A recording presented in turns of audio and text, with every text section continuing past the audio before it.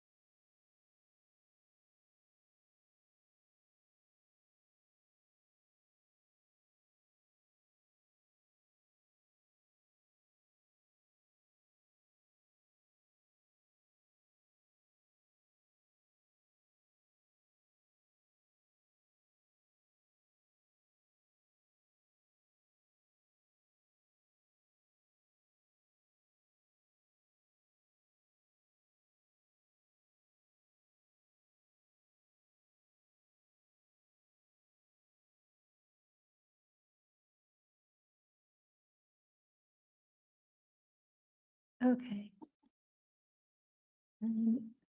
5, 4, 3, 2, 1. Good afternoon. The meeting of the Library Board of Trustees is now being called to order at 4:05 PM on the 28th of March, 2024. We will start with the roll call. Thank you. Thank you, Chair Joshi. Trustee Silvera. Present. Trustee Petty. Here. Trustee Falguth is absent. Trustee Moreau. Here. And Chair Joshi. Here.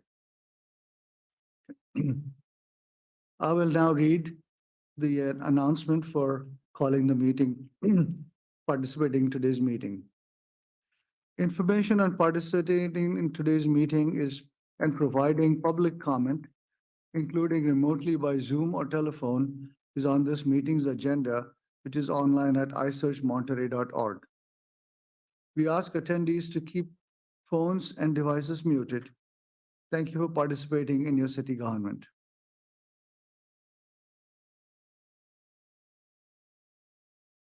Next item on the agenda is the consent agenda. There are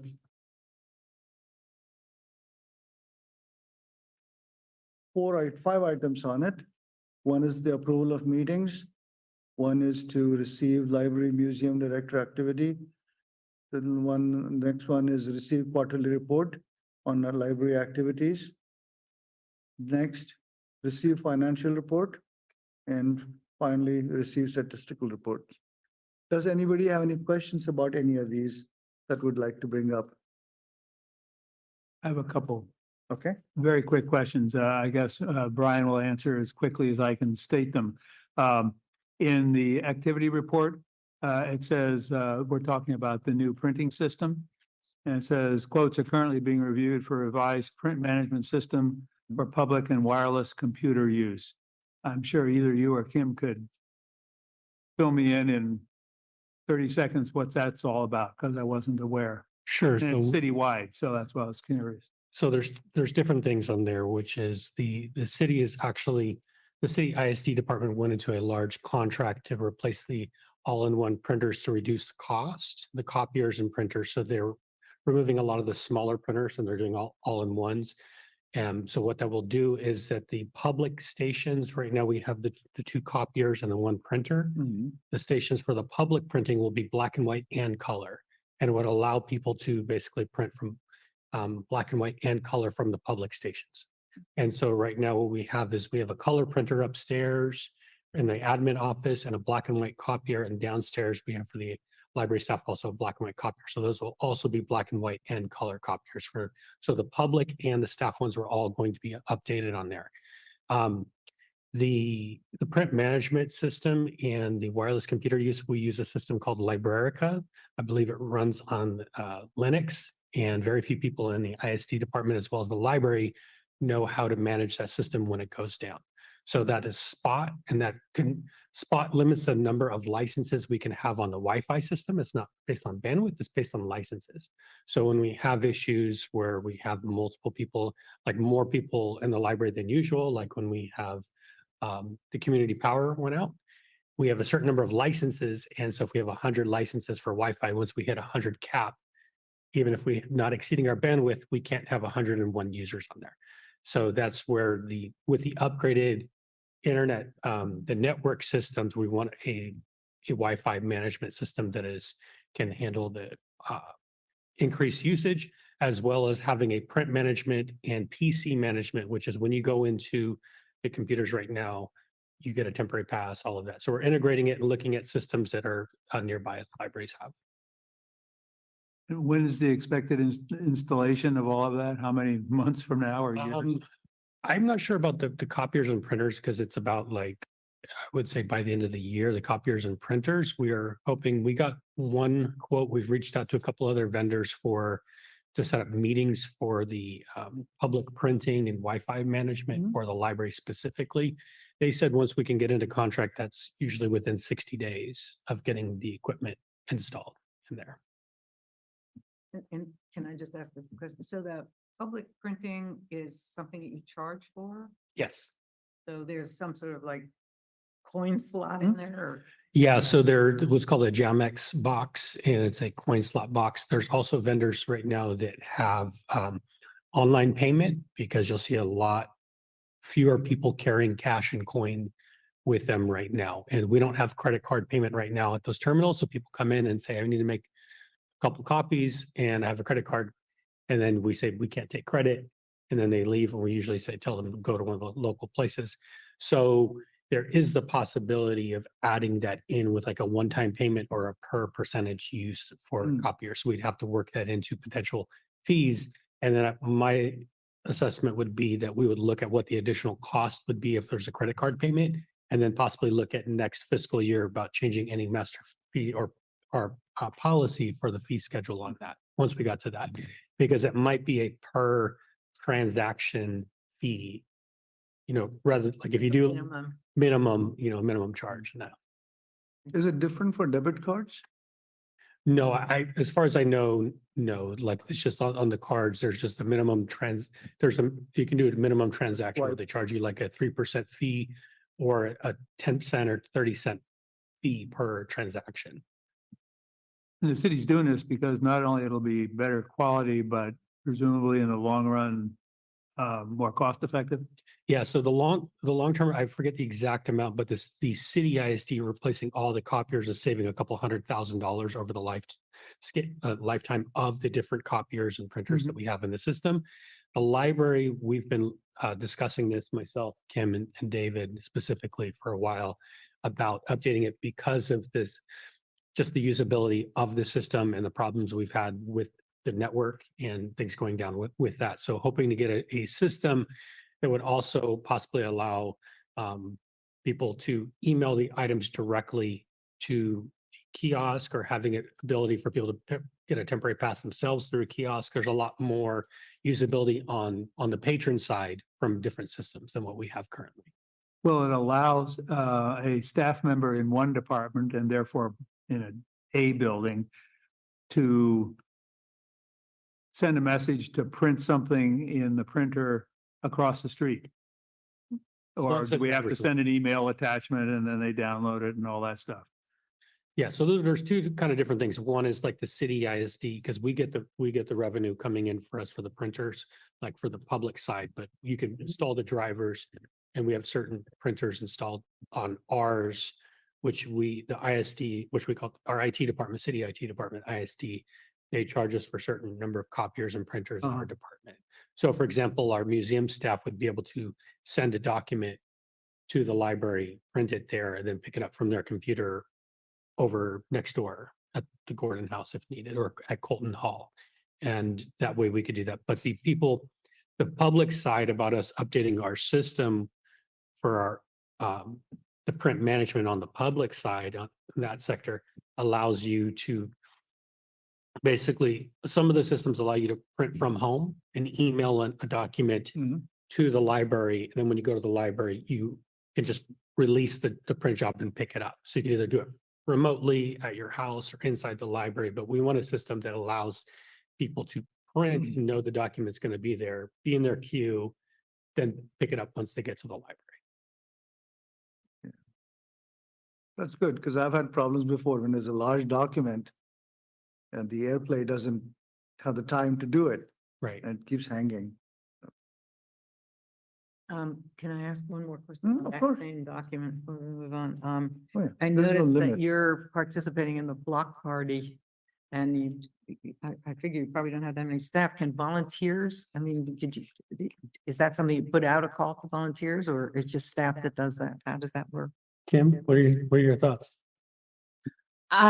Currently we have enough staff to cover it, Oh. but we're not opposed to having people show up and hang out at our table. If they're library volunteers or board members, that'd be appreciated. If Oh, that's great. something somebody's Great. No, interested in. I'm glad to hear you have enough staff to cover it. So that then it's but it's- only if they want to come and hang out. It is a good thing to ask too, and also for us as we're looking into a lot of community input and strategic plan in the future, everything like getting the board members out there as a great way to represent the library as well, because I know last year several hundred people went to the MMA block party.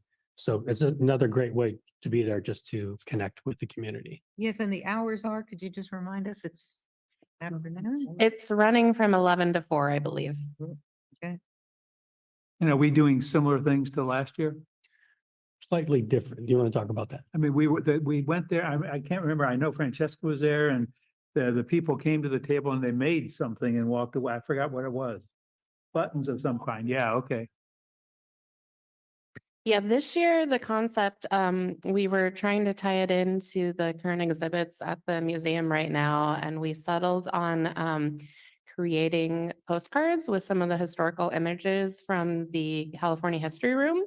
And then we're gonna have art supplies available and people can draw on the back of the postcards. They can write a note on the back of the postcards, or they can modify the front of the postcards. We were doing some test ones yesterday and they turned out pretty cool. And we'll have some stamps available if somebody wants to send one off, or they can keep it and take it home with them. But it tied in a little bit with some of the photo essays currently up in our photo exhibits in the museum. We'll also have a computer there and be able to issue library cards and provide information about library programs and resources. And then we will have our survey, or it's not the survey, but for our strategic planning process, we're going to have an interactive trifold board where people can rate things of importance and answer questions about their aspirations for the library. Okay, so make your own historical postcard is kind of the banner item. Also, somehow it went past me when it happened because I'm not sure what, but Mary, our bookmobile person, in the notes here, it said that she resigned and I was not aware of that. Yeah, we just lost her a couple weeks ago. She actually resides in Santa Cruz and she had been commuting and she got a job with the Santa Cruz Public Libraries and she can walk to work now. So she felt very sad to leave us. She said she loves working for us, but she couldn't pass up the ability to walk to work. Sure. And earn 2 more hours back out of her day. I noticed in the statistical report, that new graph that, is at the bottom of, let's see, it's sideways on my computer, so I'm not sure which page number, packet page 21. 21. And I like that. I just wanted to point that out to staff. I also noticed, I mean, it's over a 12-month period, how flatline almost every single item is from the far left to the far right over the course of the monthly tabulations there. And I mean, I don't want to go into a long discussion today at all, but it would be nice if some of those were a little higher year to year. And now the only one where I notice much of a significant increase is if I look at the table above the graphs and the first column, library and bookmobile visits, they go up significantly in January and February compared. It's hard to see in the graph that's sort of stretched out left to right, but in the table you see they go up. And I'm not being able to see January and February from the previous year on this graph below. I don't know if that's typical from year to year or how it would compare to January and February of last year, the way we can compare all the other months to the similar month the previous year, if I'm making myself halfway clear here. So is that something that was surprising, or if not, if it is, why the bump in those 2 months compared to the other 10 months on the graph? I can't speak too much on that. What I will say is when we had a problem getting the statistics in the form, that's why we have a different document this month, is because the form was not, the data was not loading. So to meet it, this is what we loaded onto there. I know January and February, partially around that time, there was some of the time when the power was out and we were having slight increase of number of people around some of those times. But I don't know, I mean, for February, especially with February being, a short month, 13,000 Yeah. is pretty high, I think, for February. So not entirely sure what that's attributed to unless we looked at it a larger, as you mentioned, like a larger scale. Is it also that you added the bookmobile, so now you have bookmobile visits on, and you didn't have a bookmobile before running? Well, we had it running, we did have it running last year, it was just the older one. Oh, okay. Yeah, so I just don't know, I mean, because the checkouts are pretty flat, the usage.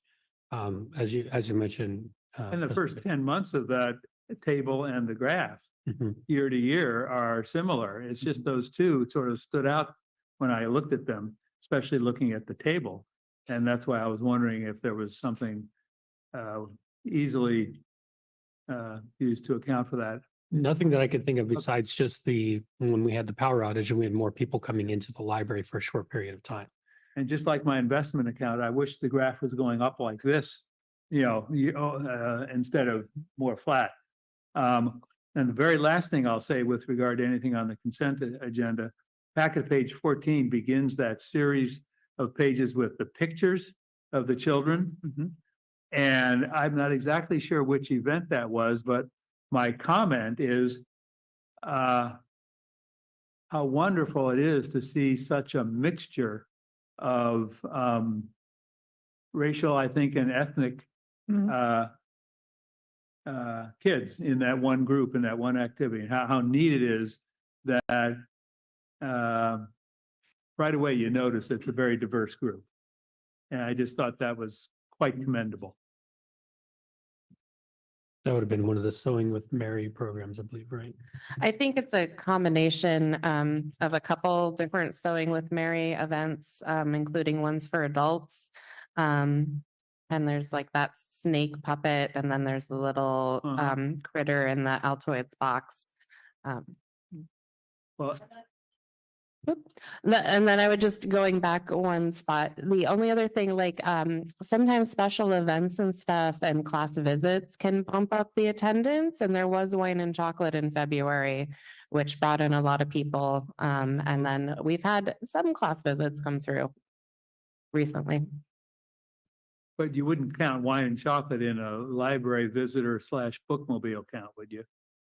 And it's based on door attendance.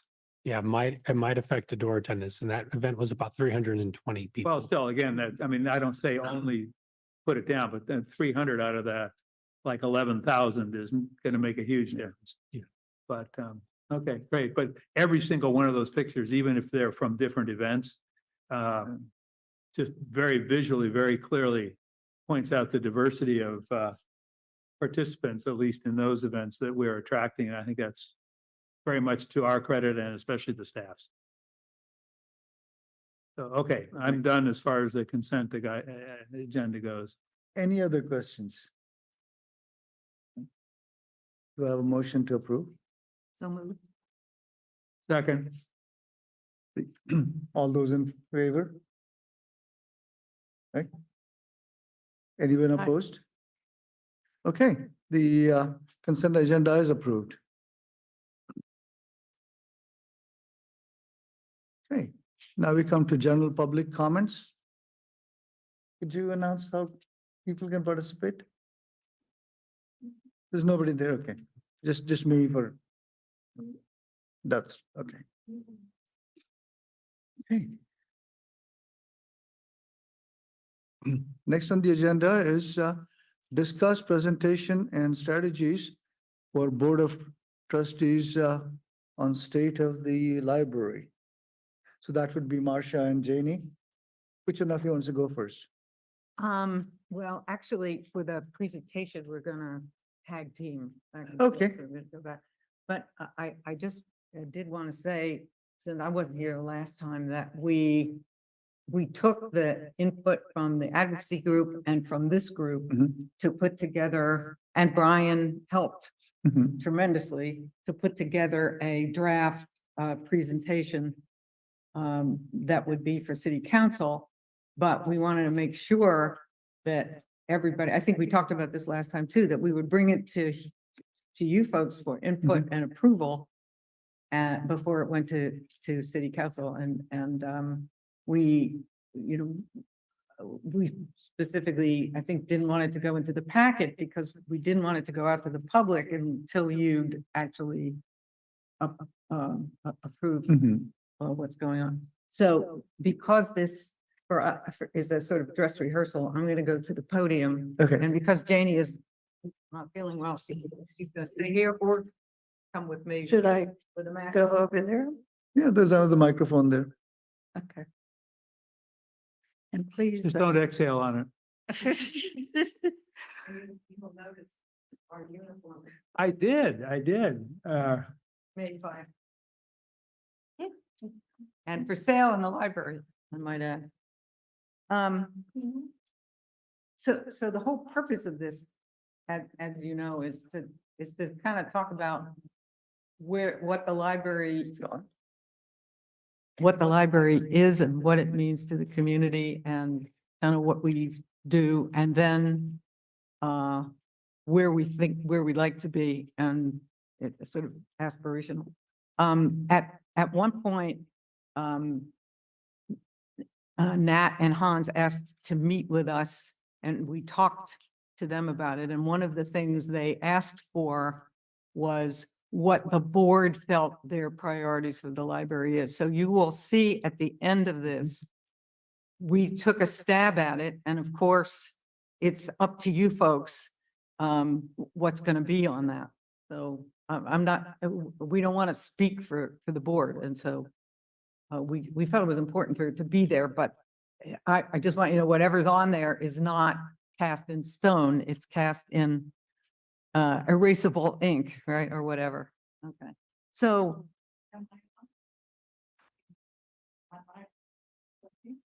No?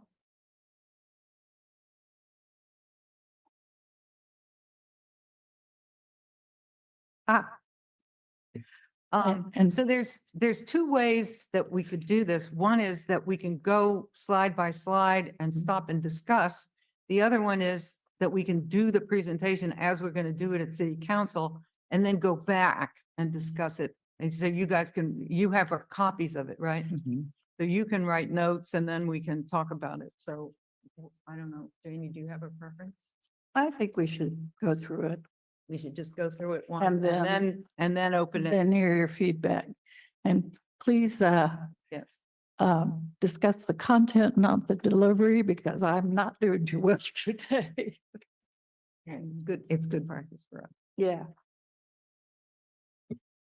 Okay, and we can time it. They said we should have, it should be between 10 and 15 minutes plus time for comments. So we'll time ourselves here. Excuse me, so on the city council agenda, we'll have 15 minutes and plus additional minutes for public. I think that's what they said. So. They said, the original thing was the library will do 10 to 15 minutes plus comments or something like that. So, Plus, okay. And there was a discussion, Nat was saying that due to the Brown Act, the rest of the board could not be there. But then he told us otherwise, that it's okay for you guys to be there, it's okay for you to make comments, etc. So Be at a city council meeting? at the city council meeting, yeah. yes, so everyone can be there and everyone can Give speak in the input. comment period. Yes. And I also sent out a note to the friends to let them know about this and said, you know, it would be nice if they were there. Be out in force. Okay. Okay. So we're ready to start. Okay. So thanks for giving us the time on your agenda to speak with you about the library. We're here representing the board to provide the council with an overview of the library services, what it does for the community, and how it's doing. Board members last reported out at City Council in 2020 in the context of a feasibility study for renovating the library. First, we'll introduce ourselves. Okay, I'm Marcia Moreau, a member of the Board of Trustees for about 7 years now and a past board chair. And before retirement, I served as a science dean at CSUMB for 20 years. And here's my colleague. And I'm Janie Bernard Silvera. I'm currently the vice chair of the board. I am the newest member of the board, but I'm not at all a newcomer to Monterey. I have been living here since 1977. I'm a retired librarian. I came here for a position at MOBAC, the Monterey Bay Area Cooperative Library System, of which Monterey Public was and is a member. And after 5 years stint at the San Jose State Satellite Campus in Salinas, I then gladly went to CSUMB, where I spent the last 20 years of my career.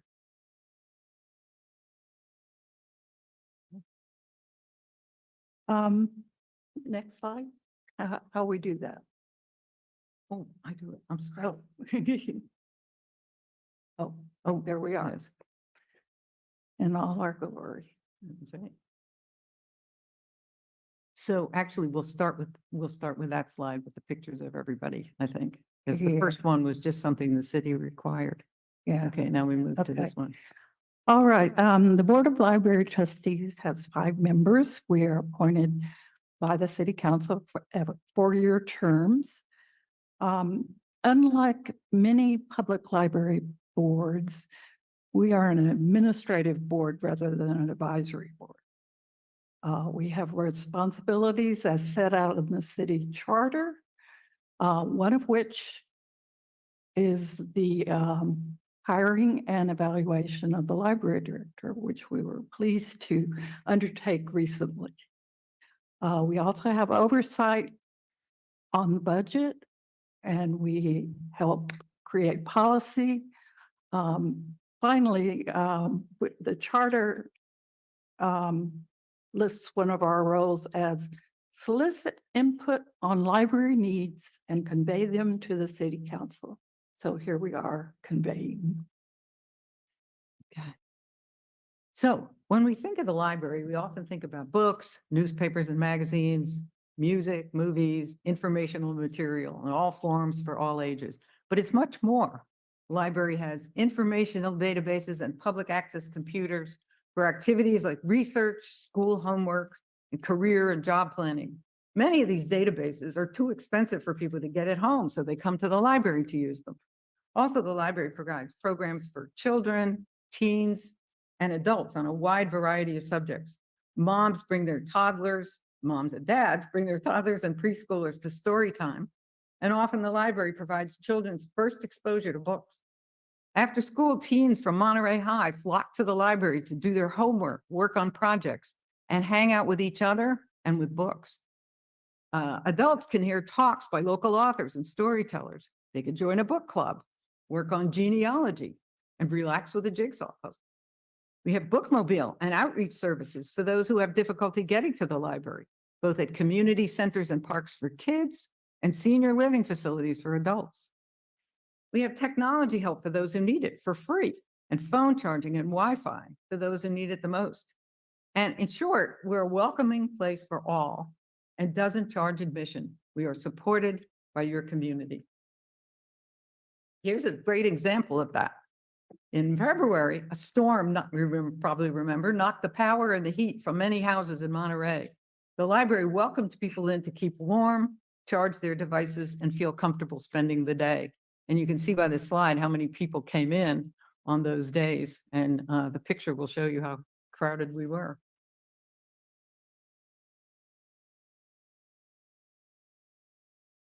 Okay, we have many ways of measuring our usage of our services and our effectiveness in doing so. This includes surveys and statistical reports. We also gather comments from patrons. This is what you were seeing on the slides. We've picked some of the loveliest quotes. The library is the anchor of the city. So we have many grateful patrons. Here are some basic facts about the library service and usage of the library. So things like annual attendance, annual checkouts, and so on. You can also see a picture, which hopefully, oh, I'm sorry. Hopefully you've seen the beautiful mural that's on the terrace wall honoring Barbara Sovereign, who is a longtime volunteer. This was funded by donations. Speaking of donations, we augment our city funding with donations raised by grants written by our director and fundraising efforts of the Monterey Public Library Friends and Foundation and efforts like Monterey County Gives. Here you see the children's area, furniture, and new setup. And many of our programs, like the summer reading program that we run every year, summer, are funded by generous donors. And then here's a picture of our new bookmobile. The bookmobile program was established in 1956 to serve the outlying sections of the city when the new Monterey branch of the Monterey Public Library was closed down. The previous bookmobile and the current brand new one were primarily funded by generous donors and the California State Library through a grant.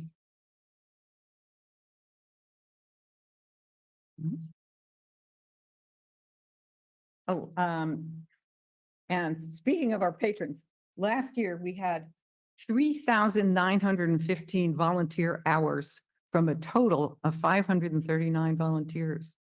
These volunteers help us shelve and retrieve books, work with the librarians to help children at story time, and they participate in programs like Pause to Read, where a child can read to a service dog.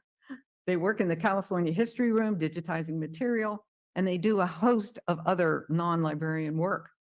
The photo on the left is staff and family from Bayview Academy helping with our Blind Date with a Book program. And the photo on the right is library staff at Parking Day, which the city does. We love our volunteers.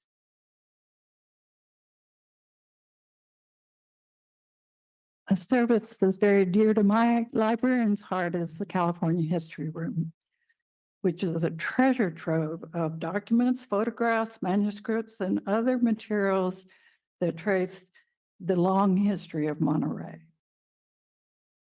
This vast collection, tens of thousands of items, is very useful for students and teachers, researchers and writers, and the general public who are interested in aspects of Monterey history. An example, I have, Next. switch too soon. Oh, I'm sorry. That one's, I'm sorry. Anyway. Wait, I should go back. it's okay. I can't go Uh, back. Oh, there we go. Yeah. Okay. So as an example, when I came to CSUMB in 1995, our library had no local history or archival collections. We were brand new.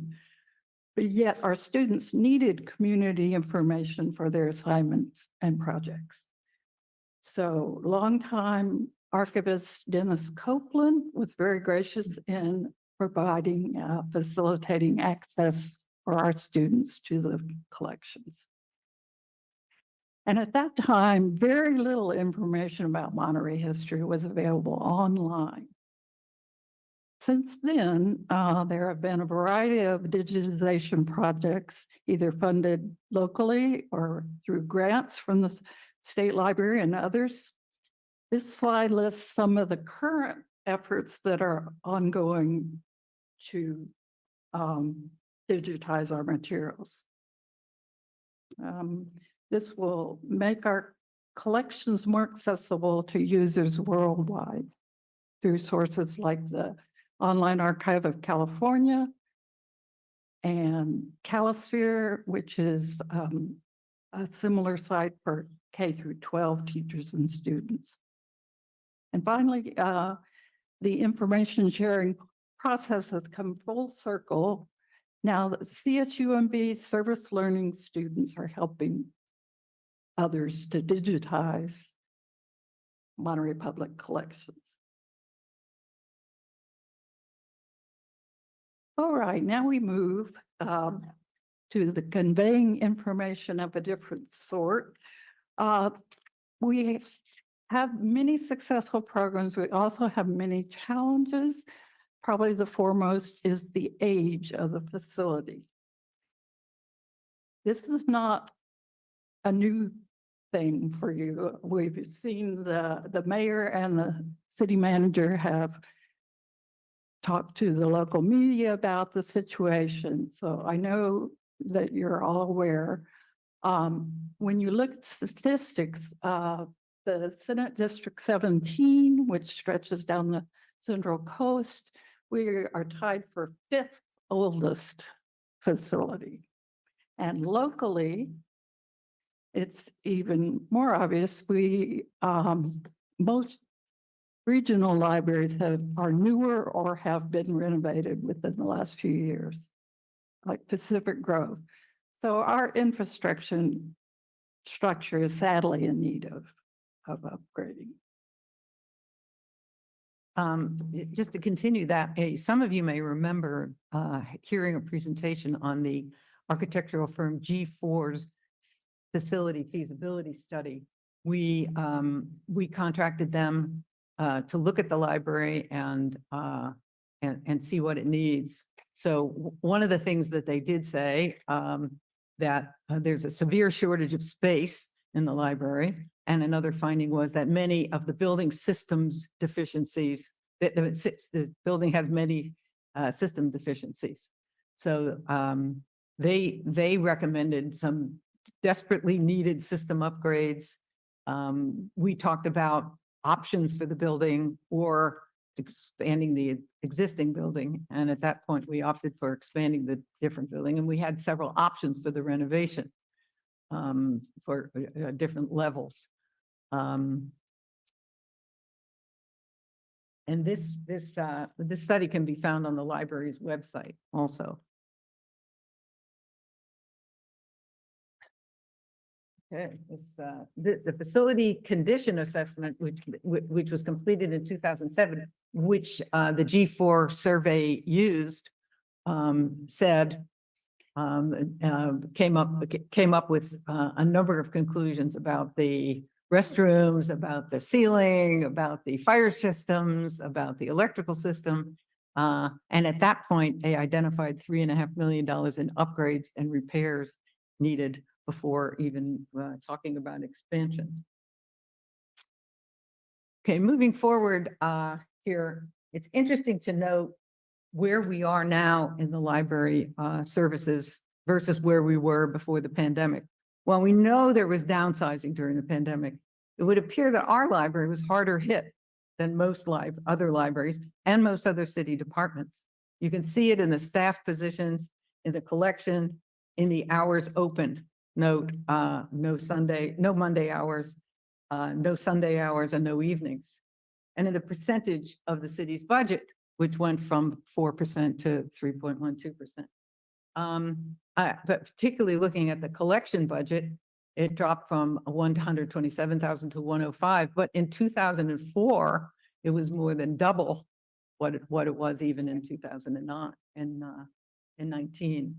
So there's been a big drop. Particularly wanted to mention something about the budgeted about the positions. We have many part-time positions in the library, and in order to really staff a library, you really need full-time people for two reasons. First of all, it is difficult to recruit in this expensive area a librarian that's half-time or three-quarter time, because I don't think anybody can move to this area for that kind of position. And secondly, if we hire somebody for a half-time or three-quarter time position, they're taking other jobs to augment their salary so that they can live here. And then very often some other library offers them a position that's full-time, and then they're gone. So we end up working very hard to recruit people, harder than we would need to if they were full-time positions. And we're having a sort of revolving door because they come in, they work for a while, and then they get a full-time job and they're gone. So this is a real challenge for us. The library is beginning a strategic planning process under the direction of the leadership of Director Brian Edwards. There is a staff committee formed as a planning team, and a community input survey is planned. It's being developed along with a website on strategic planning. The board will also be involved in this process. So we conclude with the board priorities. Note to the board, there are question marks here. The first one, we are the only library on the peninsula not open on Mondays. Some are open 6 days a week, some 7, but we're the only one not open on Mondays. So our priorities, we identify sufficient staff for a Monday opening, 6 days a week, and ultimately some evening hours. Additional full-time core staff, increase of in the physical and digital collection budgets, and renovation of the building. And then we have. Just to be sure, those priorities are not in a order of desire. No. They're just in a random order. So the conclusion, Right. I thought we should put some conclusion on there. So I just said, our library is beloved by our community and thriving under the leadership of our new director, Brian Edwards. We eagerly anticipate being able to move our priorities forward. So now we would like your input about any That of the was- content and especially the priorities that we are putting forward. So we can start over or you can tell us what you want to do. That was a little over 15 minutes, so we should. It was It was- 17 It minutes. was rough. Ran a too. little bit. Oh, yeah, Yeah, it was 17 minutes, so it won't take much tightening up to if you really are worried about that. There were a few slides I'd never seen before, so I tripped a little over those. Oops, somebody stuck those in the middle of the night. Oh, I got. That was me. What was the relevance of the mural, Of the what? the mural, Barbara Sovereign mural, No, there was just a picture. Brian had put a picture. because I that just we thought it spent a was little neat. time on. We can take that Hmm. out. Take that out. Or Yeah, at least, you know, I'm not It was sure. just, it was just to say that, it was I was trying to emphasize that we had donors and Oh, yeah. patrons, but yeah, I think we'll take that out. That's, In the beginning, when you and, when Marcia and Jenny were introducing themselves, not to do the same for any of the rest of, we trustees who are in attendance at the meeting. But I think it would be good for you to say, and also in attendance are board trustees, so-and-so, so-and-so, and so-and-so. right, Yeah, Not to stand up, not to wave our hand, not to give a little mini background like you did, which is totally appropriate yes, because you're speaking, but just to acknowledge that other trustees are here kind of. absolutely. And And the only support. reason that's not in here was first they told us that you couldn't come. yeah. So yes, that's a very good idea. Thank you. Yeah. Because we do have your picture up there with the name, so we should. Well, and that would be a good time to do it when the picture of the whole group Right, steps. right. And like I say, introduce yourselves as you did appropriately and then just say, and also in attendance are trustees. Yeah. And you'll know who's there when you see us. Yes, Um, thank you. particularly because you said this is the whole group, you're representing the group, the whole trustees board. And so if you're pointed out as being in attendance, that says, yes, we are Right. indeed with this. Yes, because we did say we are here representing the board, so we want to point out everybody being Right. there, Is yes. the agenda for the Tuesday meeting coming up already available on iSearch, do you know? Because if our time period is, an hour and a half into the meeting, I might not walk in at 4 o'clock. Right. Well, I'm sorry? Oh, well, yes, Mm. no, no, sure. there's There's a proclamation that's at the beginning. That's for the National Library Week. That's what I'll be doing. And then this is actually after presentations. yeah, so So this is this- the fifth or sixth. on the Yeah, agenda. this is towards the end. So it Probably depends, within the first hour though, as Well- things go, I bet. So, okay, it depends on if there's any consent items that are pulled. So it really depends on if, you never know. and you never know of the consent. Okay. Will, at some point in time, probably after the presentation, city council members receive copies of the narrative. Yeah, we were gonna give them the handout with the Okay, slides, okay. with the notes, the same as you have. Okay, Not the narrative, right? It was just the slides. Slides. And, okay. Well, that'll have a But- lot of words on it too, so. and trustee Petty, I'll just add that the agenda for April 2nd is not yet posted. It's not what? It's not posted yet. Oh, it's not, It's okay. not posted, yeah, But there's no question that that's when it'll be. right. Yeah. But Nat sent me what the order of the agenda. And so And the proclamation comes early. If someone else would like to, like the chair or former chair would like to accept that or. Yeah. yeah, so you're reading, you will read the proclamation. Does the board accept it? It's for the city council. They accepted it. I believe that the mayor reads the proclamation. Yeah. And so it's signed by Mayor Williamson right now. And so we have that.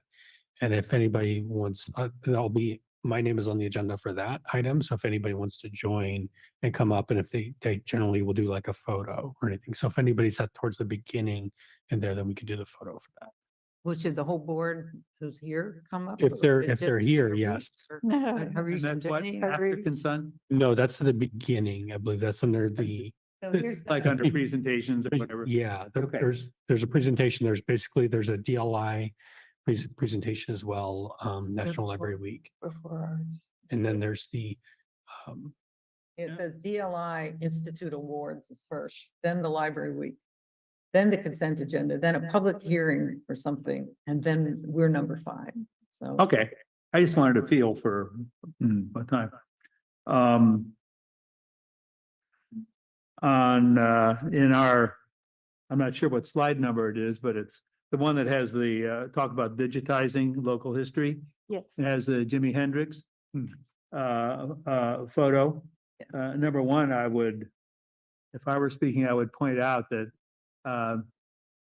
just because I'm part of this generation doesn't mean that I'm old. But I would suggest adding another picture, keeping the Jimi Hendrix one, but adding one that shows old Monterey, you know, the really old historic pictures. Because I think there are a lot of people who, when they see it, will say, yeah, geez, that's 40 years ago or something. That's old. But, you know, they might want to see a picture that's 140 years old. That has, you know, dirt roads through downtown Monterey or something like that, and put the two side by side just to show the, you know, a feel for the historicality or whatever. Yeah, the previous slide does have an older picture on it. And that one could be. A little bit, but I mean really older. Black and white, a black and white one. Yeah. Yeah, black and white, and one that, Oh, okay.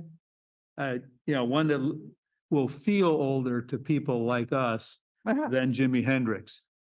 Okay. I mean, Jimi Hendrix will be ancient history to people who are 30, but maybe not to us. So that was just a pictorial suggestion. Oh, yeah, it is in color, is. So I would like to see that. The facility on, it's page 9 in the handout here, the facility condition assessment. I would emphasize that, you know, that's what, 17 years old. And even then, the finding was that there were $3.5 million worth of upgrades and repairs needed. And I would emphasize how in 17 years, that figure, if it were to be studied today, would be much higher. And in the read packet that Francesca gave us, there was an article that appeared in a copy in the Monterey County Weekly just last month. And it was all about the city council meeting in February. The title of the article is "The City of Monterey Has Lavish Revenue and Expenditures. Latter is Coming Home to Roost." And I'm just a couple things that stuck out to me and that I think relate to this point in our presentations. Hans is quoted as saying that many key city facilities, a lot of them built in the 1950s, were either in need of replacement or complete overhaul.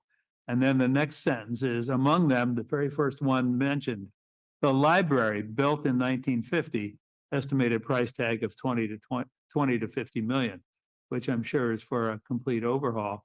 But that contrasts with a much higher figure for something like public safety. But just focusing on the library rather than to compare and contrast with other departments like we're competing with them, just the library's need, and the city manager refers to it as one of key facilities in need of replacement or complete overhaul, and the very first one mentioned.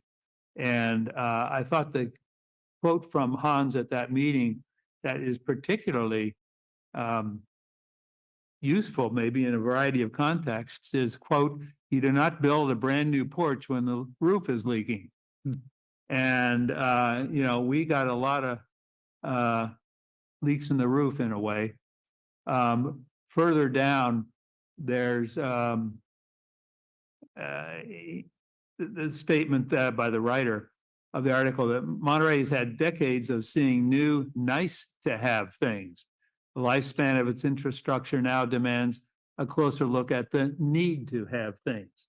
And Hans is just, I just quoted him in this article as saying the library is one of the essential needs. And I think hammering home to people that make these decisions, whether it's city manager or members of the council, what they're saying. I mean, let's put some action behind the words. Um, Tyler is quoted as talking about, let's just destroy the library building and find a new location for a quote library of the future, rather than revamping a building constructed decades ago. And, you know, I have some problems with that conclusion of what should happen, and there'll be a lot of pushback from the community against destroying an historic building. But it just shows that, you know, if he's making statements like that, it might create an opening for us to jump in and say, well, okay, let us help. Let the administrative staff of the library and the board of trustees of the library get in there and be part of the city team that is going to either, what was the previous phrase, renovate or overhaul or something like that. And I'm just saying that, you know, this isn't just us coming and saying something brand new to the city council. This was part of a city council meeting before. And so we can sort of by implication say that, you know, we're all in the same team here. And as Hans said, he said, we don't have a revenue problem so much as a spending problem. And we have to stop spending on things that are just nice to have and start spending more, at least for the short term. And your figure as to the budget there and how it's gone down from the library, if anything, it should have gone up because this is a need to have, not just a nice to have. And we can just use some of their own logic and thinking. Right. So do you suggest that I should actually use Hans's quotes and put it in? I don't think there's a problem with saying it's been said at city council by so-and-so or by so-and-so. Yeah, Or it was for the record in the city council meeting of whatever the date was in February. so I'll put that in the facility assessment, the slide after we talk. That's about where it sort of, that. you know, Go. fell in my mental lap. Yeah. Yes, and point out that it was 17 years ago. 17 years, I mean, you multiply, well, I don't know how but it was, you know, it was only 3.5 million. That doesn't get you much. With G4 and so, but and you know, we don't have to get into specifics, but just right here in that same article, Hans is saying when he's talking about need to have versus nice to have. I'm trying to find the exact quote, but here. Osler noted that in Monterey, meaning the city of our small size, has 5 community centers. A city of comparable size typically would have 1 community center. Now, I don't want to go into competition with other departments at this point anyhow, but there's the city manager pointing out that we got 5 community centers. Other cities with 29,000 people maybe have 1. And I'm reminded of a comment that Clyde Roberson mentioned when he was mayor. And this, at that time, he was talking about the sports center. And he said, it's really unusual for a city of our size to have an athletic or gym or, you know, a facility of that type of that size. And so, you know, we can just spend a lot more time than I want to now pointing at things that Hans would say are nice to have, and we've spent money on those for years, and now we got to look at the need to have things as priorities. So Yeah, I think. some kind of logic through all of it. Politically speaking, I don't think I would be putting in how we should take money from other. No, I don't think so I either. don't think that goes in here, Yeah. but I love the idea of taking quotes and putting them in there. about Parts of the message that The were, importance of the library. here. yeah, I think that's a good one. great. Um, Well, believe it or not, that exhausts the comments that I have, and I like the organization of the presentation and, you know, from my input, a few little tweaks here and there and additions like what I was just talking about. Yeah, no, that's good. So if we move to the priorities. Is that on? Is that- Oh, yeah, you want to share those. When we were talking, I mean, I think that we had all talked about the fact that we need to open on Mondays. And part of the discussion that we had was that we can't open on Mondays with part-time people and volunteers, that we actually need staff, full-time staff to be able to do that. And, Brian can talk at great length about why that is, but I think it's pretty clear that we need that. So, so that's why we put that as the first one. And this slide is so ugly, somebody has to fix it. But I'm not good at that. But so we just said sufficient staff for a Monday opening. And then the second one would be, we said was additional full-time for staff. In some sense, they're kind of the same, but we did say, we did have that discussion about hiring part-time people is a revolving door, because you can't hire somebody for a half-time position to move to Monterey. So it's hard to recruit, and then it's hard to retain. Mhm. And then those people are not happy because they have to have 3 jobs in order to support themselves. And so we really need full-time Yes. staff, additional full-time staff.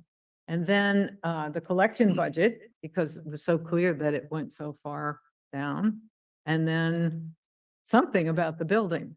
And I don't know how you want to if you want to prioritize those in an order, or you want to add something or take something off. These were the things. I just think you should say these priorities are not in a particular order. Okay. That okay. way, people don't think of that as the, That's a good idea. and also on this page 9, we have the chart of numbers, money, the budget. It would be good, I think it would be more impact to say, here's the budget in 2004, and in inflation adjusted terms, it would be this much today, which would be a much bigger number that is bigger impact. You mean like the Page collection budget? 9, 2019 to 20. see on page 9, the lower, Why is it $117,000 less in 2019, let alone 2024, than it was in 2004? uh-huh.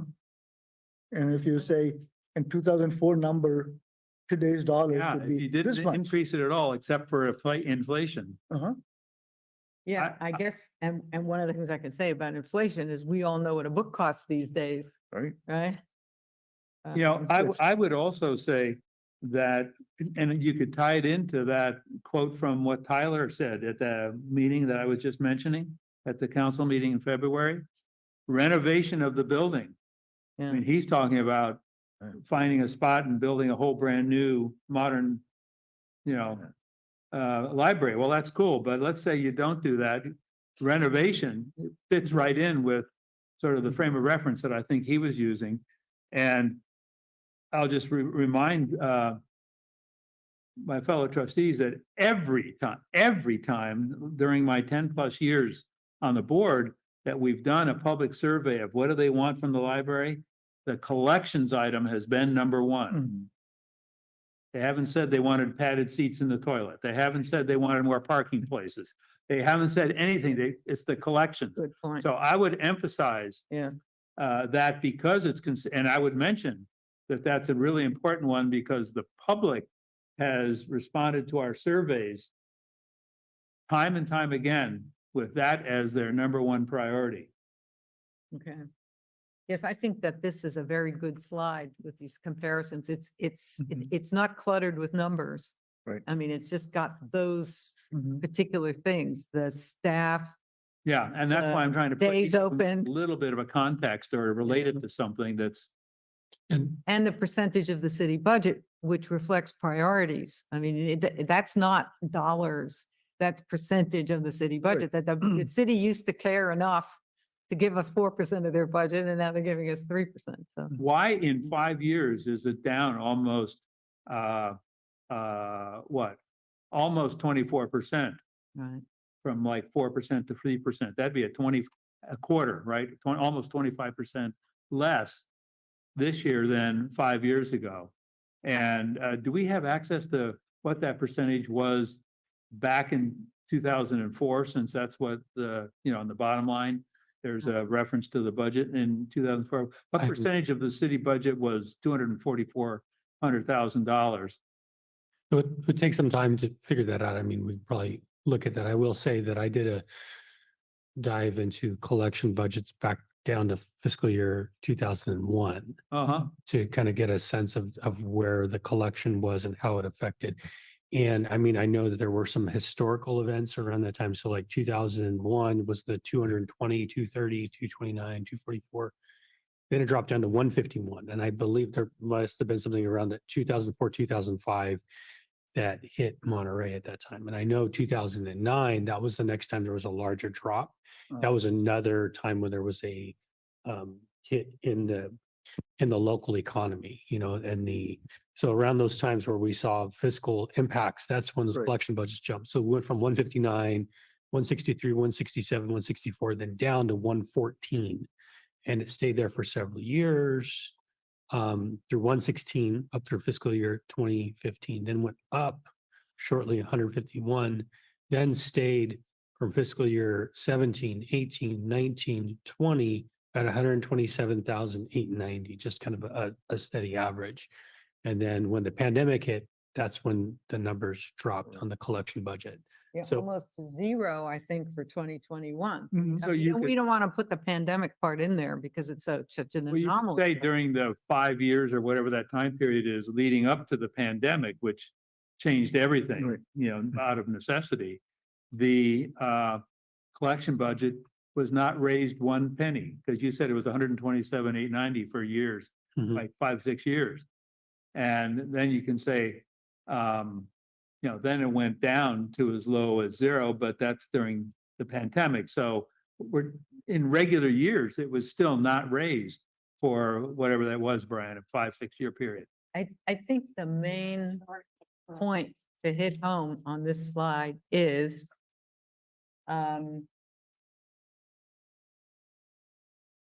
our library is harder hit than most other libraries and most other city departments. Because what happened was all the city departments got cut during the pandemic, and then a lot of them are back where they were, and the library did not recover the way other city departments did. I mean, to me, that's the message that the city council needs to hear, that everybody else was recovering nicely, and the library didn't recover. May I rephrase that to say that the library's recovery was not supported to the extent that other programs were? That's very nice, yeah. But that's, You that's can't recover if you're not supported. right. Yes. Mm. So, I mean, it's possible when the thing about our libraries hit harder than most other libraries. I think, Brian, you had originally given us a slide with the hours that other libraries are open, and we took it out. Benchmarking. Part of the that back benchmark, in. and maybe we should put that back in to show that other libraries that were hit during the pandemic are now back up to 7 Right. days a week. They now have evening hours, their staff is back, and ours is not. But, part of the argument is that Monterey's budget was harder hit than any other city in California except Anaheim. Anyway, I think one thing, there's one thing to look at benchmarking, which I don't know if the council looks at that, and like if they have the context of the benchmarking report that this board does, but whether if you were to look at comparable cities like Pacific Grove, look at the hours comparative, or Carmel, and because I'm not sure, I haven't looked at that Right. fully, but I mean, that would be on the state reports for us to look at Monterey County total hours, Pacific Grove, Carmel, or maybe some other ones in the region. right. So just going back to that last slide about priorities.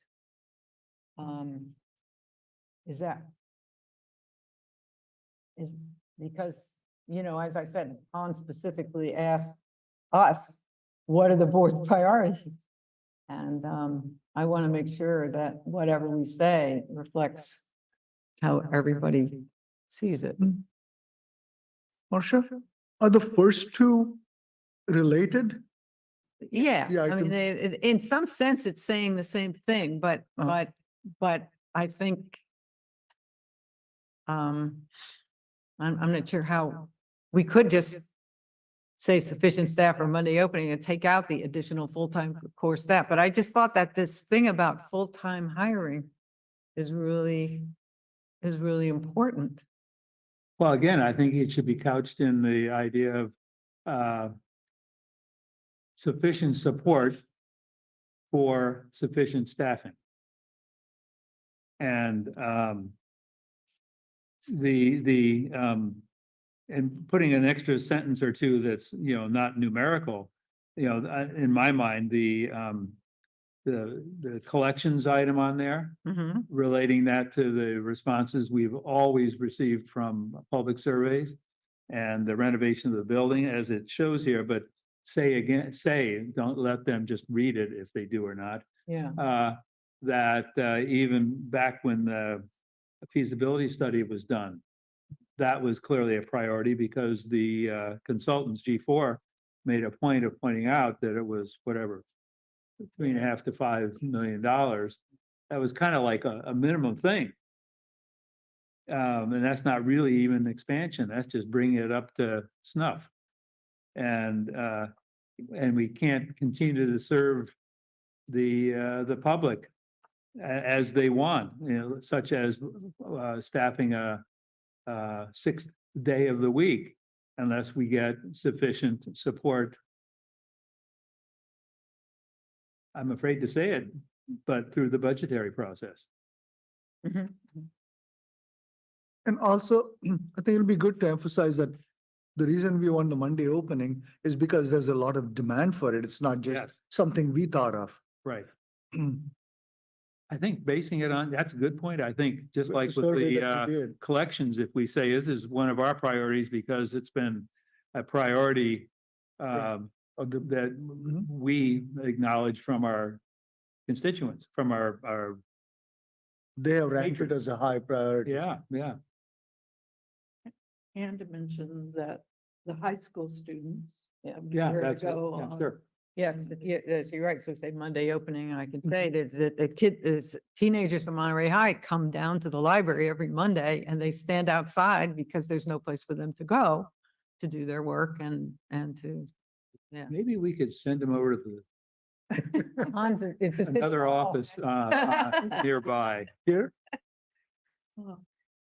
So I don't know, yes, I can say plenty about the Monday opening. right, The full-time core staff, what should be a good phrase about that? I mean, you can't run I was gonna say, you can't run a library on volunteers any more than you can run a fire department on volunteer firemen.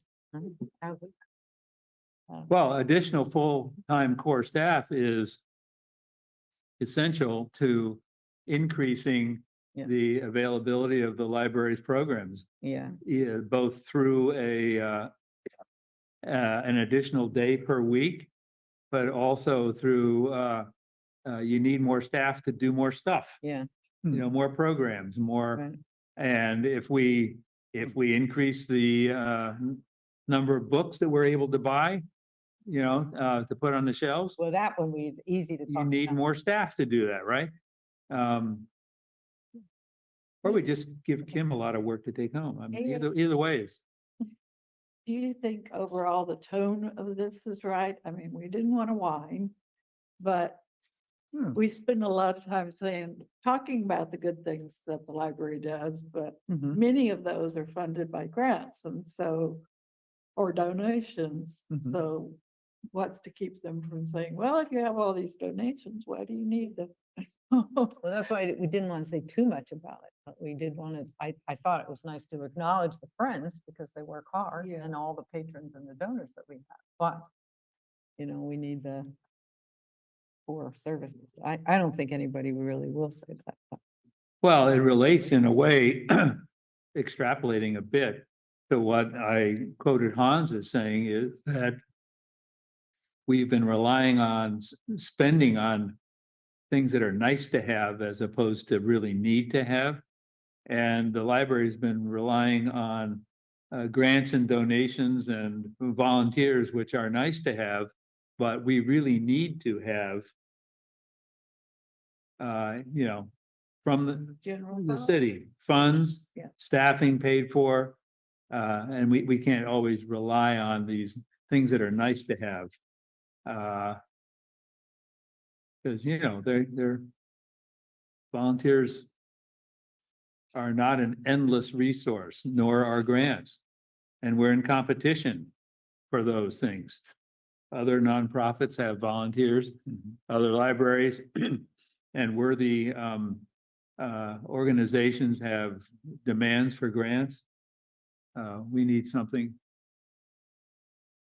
that we need it. It's not just something that's nice to get.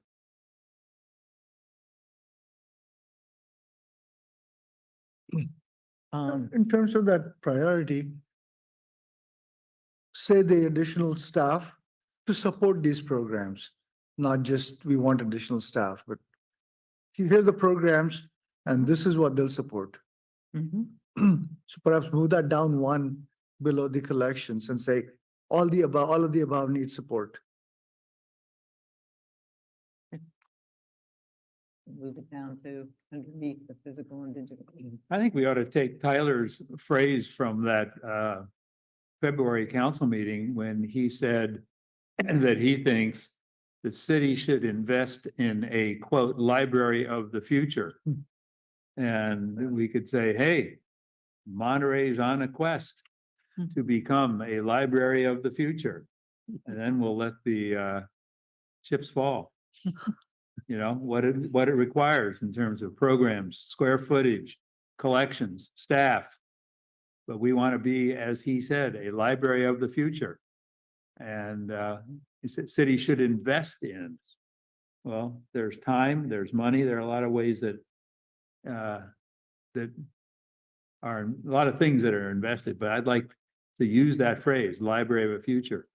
Not an old, the building might be old over there across the street, but what we're doing I is, can do it at the very end, say when I said our library is beloved by the community and it's thriving and it's on a quest to be the library of the future. and I would say, as our mayor pointed out, and I'm not sure which February board meeting this was, council meeting this was.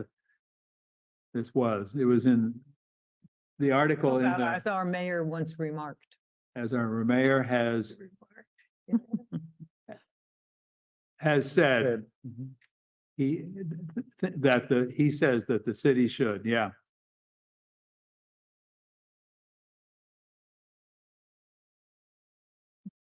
Right. No, it's a very good presentation. I think it flows very smoothly. Well. You worked hard. And we may have to do some modifications as per the ADA compliance or whatever they said we had to do, but. Is that That just goes Is that without not a saying city almost. responsibility though? I think it's okay. I mean, particularly because we don't have a lot on the slides. It's mostly, talking. I was thinking the ADA thing is general responsibility for all the buildings for the city, Mhm. not anything special for. No, they sent a template to me after we had Huh? finished this whole thing, after Brian put a lot of work in it and the rest of us did too. And said, oh, here's the template for your PowerPoint. So I came back and said, Okay. well, the PowerPoint's now finished, but, and do we need to use your template? And he said, well, no. So I asked him some questions. He says, no, this is okay, that's okay. And I said, well, why don't I send it to you? And you can tell me whether it's compliant. So once we are finished with making any changes that. Whether the presentation is ADA compliant, is that what you're saying? Yes, it needs to be visible to people with, Well, sure, yeah, they have to be able to read it and. I would say one thing to put on things, especially if you're doing print, is sometimes you have to put on descriptions on images now. Like if you're putting things on there, like what is the description if you're putting it in a packet? So that is something we could do on that, but it's about, I think also just like seeing this up on the screen because, you know, as you see, this is probably like a 4:3 or some kind of ratio of screen, which is often different than a computer monitor.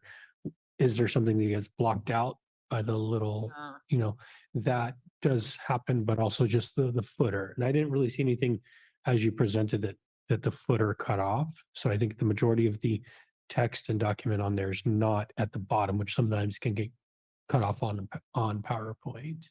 Those are I think those would be the main concerns that I would have on something like that. But I think overall it's doable, and I think to me it's fine. Well, but- I'm gonna send it to him tonight, so we Okay. have time. We have Friday and Monday to do something to it if we have to. Who is somebody in the city is the ADA compliance officer. Technically, I believe that's Nat, and But there was a position, I think, well, anyhow, because I hadn't really thought about it until just now. But what does the city do to be ADA compliant when presentations like this are made at council meetings to accommodate people who are blind, who can't even see it, or people who are deaf and can't hear the narration? What is currently done to provide for those people? I don't know. I don't know either, but Hmm. I'm, you know, if we have to annotate every single slide and do all these things, it's gonna be I will, a long weekend. that's the accessibility in the back of our packets. There's a standard kind of thing of contacting the city clerk Oh, okay. 30 hours beforehand. So if you need accessibility, Oh, that's right, yeah. I'm gonna Yeah. send it to Nat, Yeah. because he's the one that asked, you know, he's the one that sent me the thing, and he said he would look at it right away and get back to us, so. We'll do that. The only slide, I think, the last one, the one that says questions and comments and the board priorities. Can somebody, either Francesca or Brian, make that look better? You talking about the one on the last page? yeah. Yeah, and I know trustee Petty had asked for a image. We had mentioned the postcards earlier, so I have a number of historic images which we pulled off of postcards Super. that are, To add to Jimi Hendrix. yes, and we can. And I mean add, not replace. Yeah, That would be great. And I think Great. maybe Good. the last slide that says questions, comments, closing remarks, we'll take it off and leave the board priorities up while we take questions so that they get drummed into everybody's head. How's that? Yeah, Hmm. so Yep. just remove that last slide. I just put it in as a sort of. No, you should do that because that way somebody who might comment might not if those words, on the next to the last slide of the priorities were removed all of a sudden. And the slide was basically blank that they're looking at. Yeah, right. But if you leave those up there and they're looking at those and they're hearing comments, they go, oh, wait, yeah, I want to ask about, Yeah. what this means or that means, or I want to add to it, or I want to say, you betcha, or something.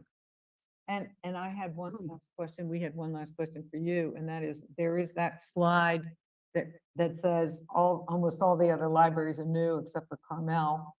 And Carmel is older than us by 30 years, but is there some program, have a renovation underway or planned or? they're in a facility master plan. They're in a phase 1. So I added some of that just in kind of the narrative, which is that number one, they spent close to $500,000 recently adding their new meeting room.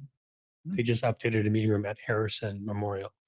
But they are in the process of a phase 1 facility plan for Harrison and Park Branch for renovations, which they're talking with their council and what the next steps are. Okay, so that's fine. We don't have to put that in, but if somebody says, wow, Carmel's in worse shape than us, I'm gonna say, hey, Brian, you know anything about the Carmel Library? Huh? Well, it should be public information if if that city is doing something, you could say, Yeah, Carmel is in the midst of a renovation project as we speak. Good question. Good Mr. idea. Jones in the audience. Hmm. good idea. They're already ahead of us. Yeah, I just wanted to make sure that I wasn't lying when I said. that. Okay. Okay.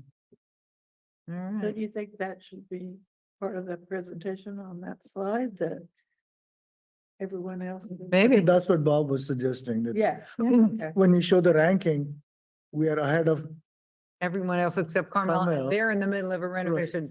so we're gonna be the process. last. Yeah. Process, okay. Yeah, that could be a asterisk by Carmel and saying currently renovating. Sure.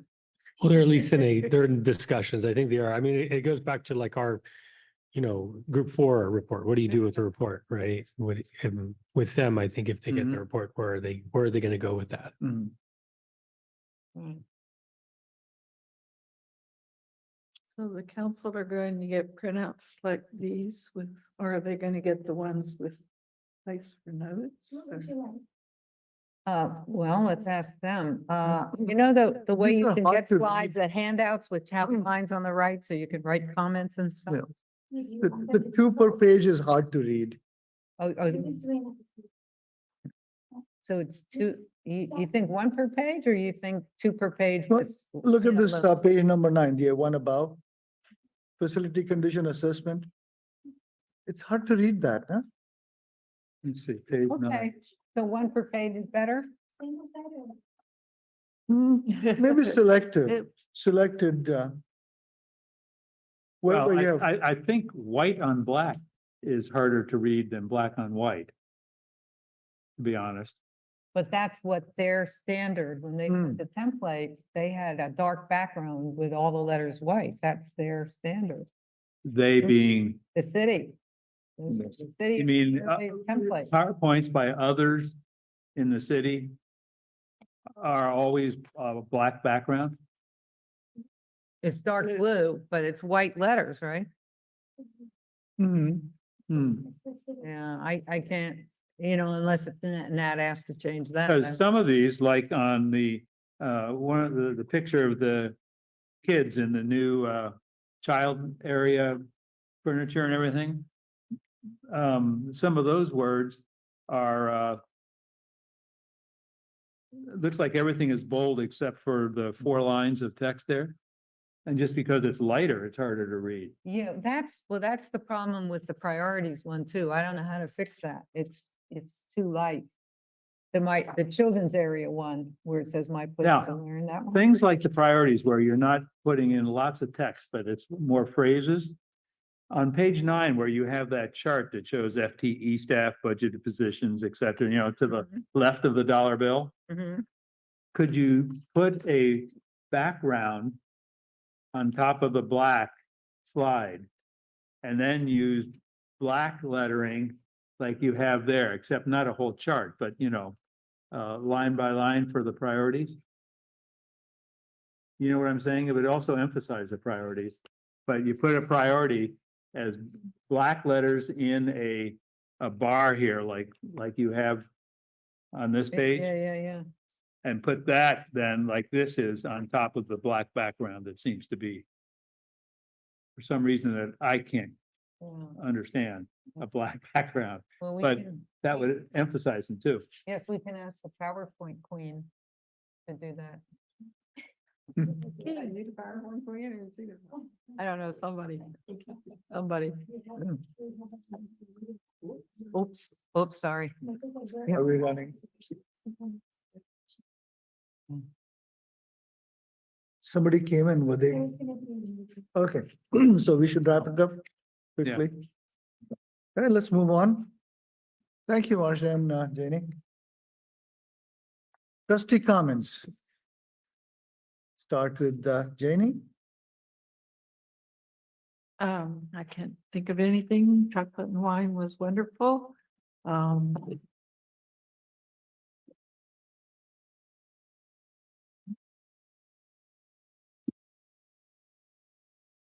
Bob, you're next. I was just. Yeah. Believe it or not, waiting my turn. Do you want me to, Marcia, would you want to go? It's up to you, Bob. You want? No, I have nothing to add, but other than I think in future meetings, we should discuss how we can continue to be present and discussing with city council beyond April 2nd, because we picked that date in part to this library week or something. And that's a good way to start it off, but I think we should, as a board who's in charge with administering and the library and everything, including budgets, we should be more visible more often to the city council. In fact, you mentioned several city council members have said you should come. I mean, you meaning the board. And so I would like at our next meeting, maybe to discuss how we, as a group of 5, can schedule, coordinate, and do that. Question, so you're talking about being present or being on the agenda? Well, I don't on the know how- agenda if possible, and we could cite instances where that would be worthy, but there's always the 180 seconds that you get at the beginning as a member of the public. And we could kind of, as a group, I mean, normally I would say, I'm Bob Petty, I'm a member of public, I'm not saying this on behalf of any of the you folks or as a board member. But if we sort of, as a group, authorize that, then I could get up and say, I'm Bob Petty.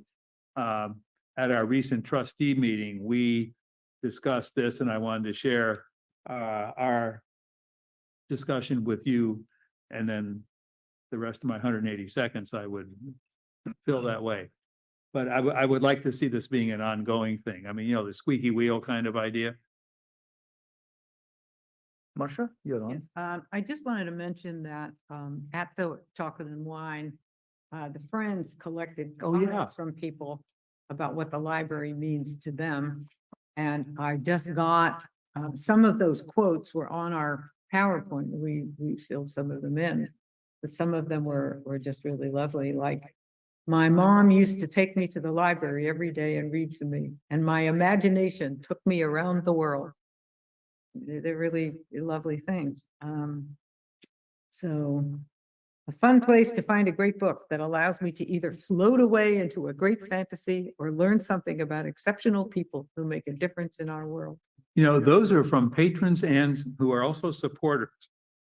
And if we got a list of those that you're reading from, then when, maybe if we take turns or whoever is doing a little brief to the city council in the future, we could use one of those quotes to relate to what sort of information or request or something that we would share that. Right. Like that one you said about a book. Hey, that fits in with the collections, doesn't it? Right. And you know, and relating it to some of the I mean, part of the board's credo, I don't know if it's mission or whatever, and part of all these things that precede every item on the city council agenda said, this is on the agenda because it, and then it lists, you know, a pie in the sky idea of something, but equity and free for all and open and welcome and all those kinds of phrases are thrown around, right? And so we can say the library and use that as an example of the things that the city is saying all of their items support. Right. You know what I'm saying? I just wanted to give you a taste of it. Mhm. My last one, Oh, a good. beautiful space filled with love and community. Thank you for all that you do. So we have these and we will. Yeah, let's use them. We will use them. That's all for me. I'd like to thank Barbara Schilling and Richard Carr for the generous donation that they made. I'd like to acknowledge that.